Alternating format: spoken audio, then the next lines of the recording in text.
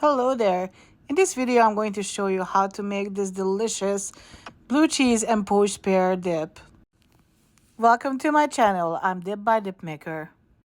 I'm going to write down all the ingredients in the description box, but you're going to need equal amount of cream cheese and blue cheese, 1 pear, a little bit of Prosecco or white wine, apple cider vinegar, some garlic, thyme leaves, salt and pepper, and olive oil.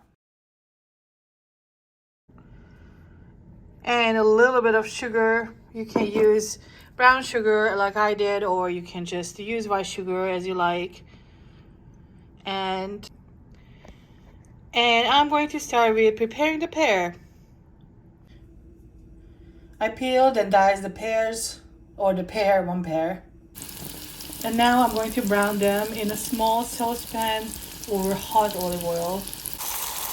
After about a few minutes of stirring, I think it was about 5 minutes, I added some salt, the thyme leaves, the apple cider vinegar, and I'm pouring in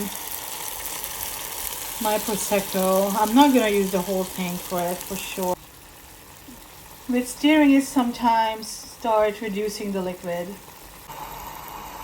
And I'm going to add the sugar and stir it in. I turned the heat off, I tasted it, it tastes delicious, really delicious. I'm going to put it in a small bowl and let it cool down. While the pear is cooling down, I'm going to whip together the cream cheese and the blue cheese. In about a small to medium sized bowl, I also added some more olive oil, the minced garlic, a little bit of salt, some black pepper, and that's it. It took me about 2 minutes to get to this super smooth and creamy texture. The easiest to work with cream cheese and blue cheese in terms of making dips or spreads with them is if they are both room temperature. And as I said at the beginning, it can be served both cold and warm, so I'm going to do 2 different setups. First, the warm one, I put it into an oven-proof little jar. Spread out evenly. Put the pear mixture on top and also put a little bit of Parmesan on top. And now it's going into the preheated oven for a few minutes. The cold one will be very similar. You just need to spread the mix on top or around.